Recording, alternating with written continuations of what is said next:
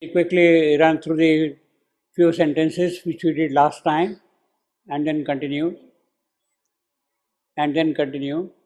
Her spirit open to the spirit in all. Her nature felt all nature as its own.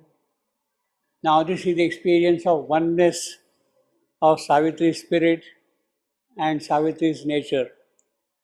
Her Prakriti and her soul identifying with everything in this creation, and in that oneness, then she is living still apart, living within. All life she bore. Aloof, she carried in herself the world. Her dread was one with the great cosmic dread. Her strength was founded on the cosmic mind. The universal mother's love was hers. So, in that oneness, you have the dread, you have the strength, you have the love. All the three aspects are present in that oneness of Savitri. Her nature, her soul has identified everything with everything in this creation. Her dread, well, it starts with dread, which is the most important thing for Savitri's present case.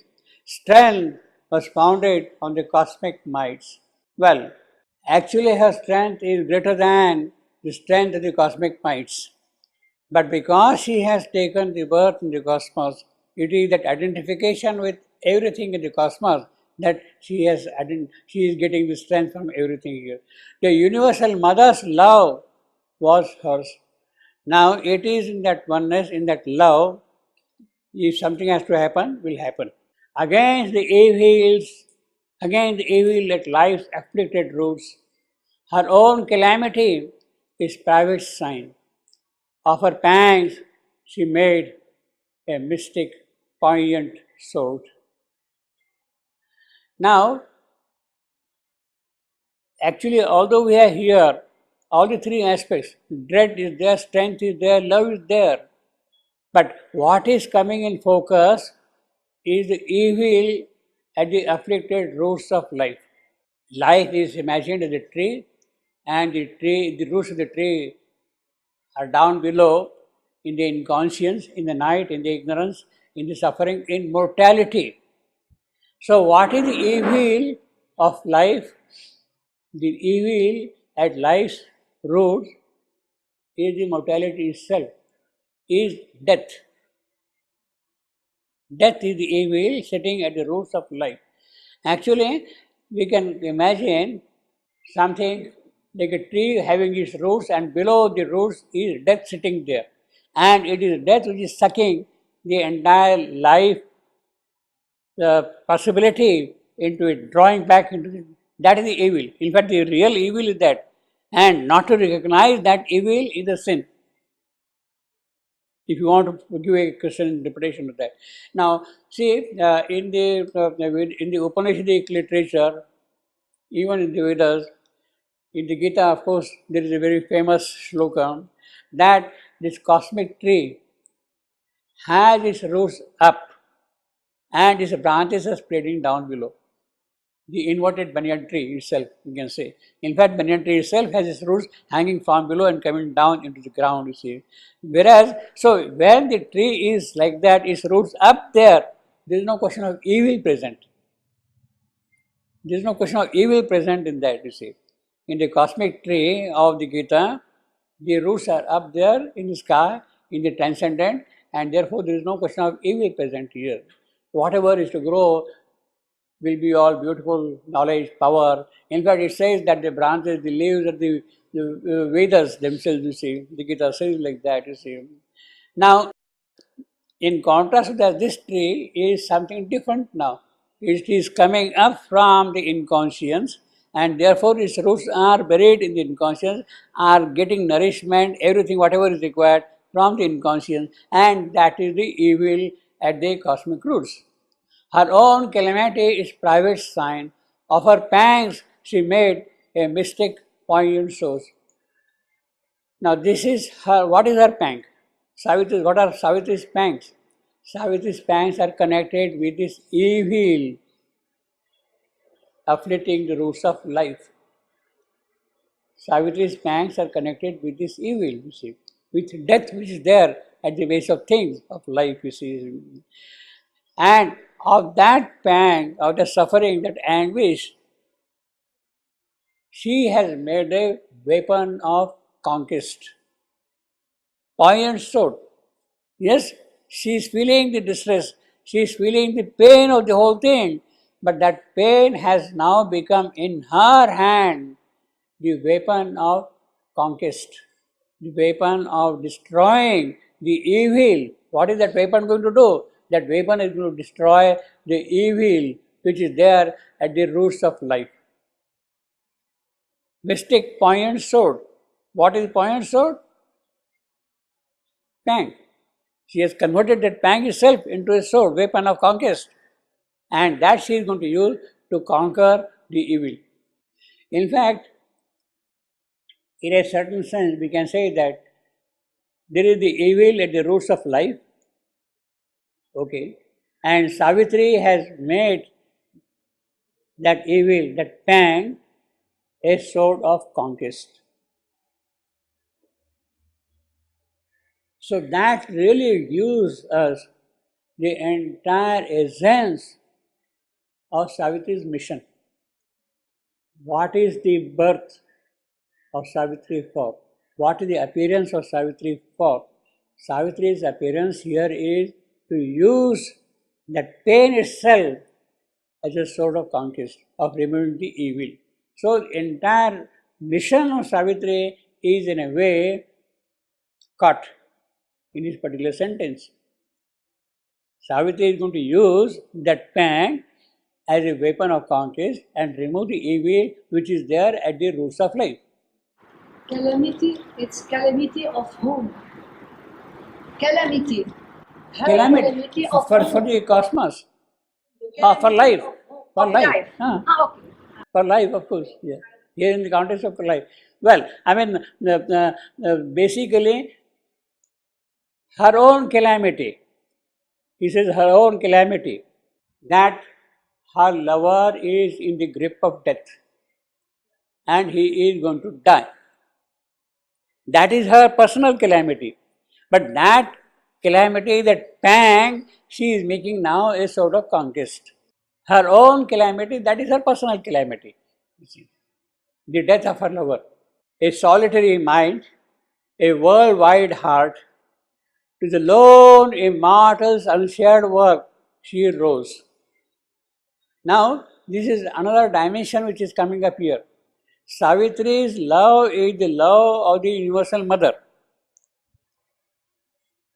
And she is going to make, because of love, a sword of her hand as the weapon of conquest. And she is going to do the work of the immortal. The lone immortal's unshared work. What is the unshared work of the immortal? The immortal is the soul of the divine in the cosmic manifestation. See, Universal Mother is there. Also, there is the soul of the Supreme in the cosmic manifestation. It is that immortal who is going to do the work here. What is the work the immortal is concerned with? Basically, to carry the evolution forward. To carry the evolution forward. That is the immortal work, immortal's work. Unshared. He is carrying it on himself. Now, Savitri is going to participate in that work. How? By taking the sword in her hand and striking at the roots of life, the evil being present at the roots of life. A solitary mind, a worldwide heart, to the lone immortal's unshared work. Unshared work, he is doing himself alone. Unshared work. The Universal Mother and her love, the immortal and his unshared work. These are the two important aspects here in the conquest of life. We have in them the cosmic transcendental dimension. Cosmic, universal mother, imperishable, immortal, that is the transcendental. These have become essential elements in the person of Savitri. Universal Mother's love and the immortal's work, they have become a part of Savitri's work. The immortal, the divine soul in the cosmos finds himself present in the soul of Savitri. The immortal, the divine soul finds himself in the soul of Savitri. What is his work? It is to carry the evolution forward. Savitri becomes now the sharer of this unshared work of the immortal. She, the human Savitri, rises to the greatness of the doer of this work of the immortal. But her main task is to remove. She is sharing the work, but what is her main task? Her main task is to remove the evil which is there at the roots of life. That is her main task, Savitri's main task. Immortal's unshared work. She rose. Well, now she is ready. Things have matured up to such an extent that she can now pick up the weapon and strike at the roots of life. At first, life grieved not in her burdened breast, on the lap of earth's original somnolence, inert, released into forgetfulness, thrown at repose, unconscious on mind's world, obtuse and tranquil, like the stone and star. Stone, dull, inert, stupid; star, serene, quiet, moving in the blankness of space, you see. Savitri has not yet the fully developed senses, mental faculties and all that. They are kind of held back, you see. At first, that is what it means. At first, life grieved not in her burdened breast. Her breast is burdened with that grief already, you see. On the lap of earth's original somnolence. Earth's original somnolence. The deep sleep of the earth coming up from the inconscience. That is the original somnolence. She is coming out of that somnolence and her faculties, one by one, are coming into operation, into action. Her life senses, her mind, all the other faculties coming up. Prone at repose, unconscious, on mind's words, she is about to come out with the mental faculty, obtuse and tranquil, like the stone and star, you see. Life is not yet active enough. It is sleeping in the lap of original somnolence. The inconscient sleepiness is yet unconscious, in the same state that has been there since the beginning of life from the inconscience. Savitri is experiencing that thing. In a deep cleft of silence, fixed two realms. What are the two realms? Savitri's two realms.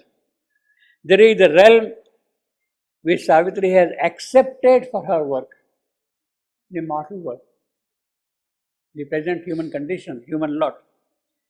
There is a realm from which Savitri has come. Savitri has come from where? She has accepted this thing. These are the two realms. She has accepted the immortal world. She has come from the immortal world. These are the two realms. Between these two realms, there is a big gap. There is a big cleft. And it is in that silence, in that deep cleft of silence, she lay remote from grief, unshorn by care. So she was lying there between immortality and mortality, unaware, so to say, without any botheration of what is happening here. Nothing recalling of the sorrow here. So when she is in that state, between the two realms here, means she is kind of in a sushupti state, unawareness state, you see, like that. Then, in a deep cleft of silence, yeah, between the two realms, there is the deep cleft of silence, mute. Here, she does not recall of the sorrow. Obviously, when she is there, she does not recall of the sorrow. She experiences in the realm she has accepted to live. She has accepted to live here. That sorrow she does not recall when she is in that place. She lay remote from grief, unsawn by care. There is no saw which is cutting her back and forth. Nothing regarding the sorrow here. Awaiting her ordeal's hour. She is waiting here for what? For her ordeal's hour. We have seen last time ordeal's hour. The moment of truth of Savitri's life will come to. In a deep cleft of silence twixt two realms, she lay remote from grief, unsawn by care, nothing recording of the sorrow here.